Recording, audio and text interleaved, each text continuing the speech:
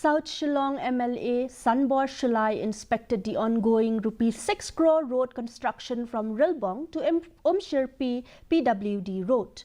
The project, expected to be completed by early next year, aims to ease traffic congestion in the area. Shilai emphasized the road's importance for local residents, particularly benefiting 8 Rangba Shnongs in the region. The road will also reduce the burden on existing traffic routes. Shilai was accompanied by PWD officials and local residents during the inspection.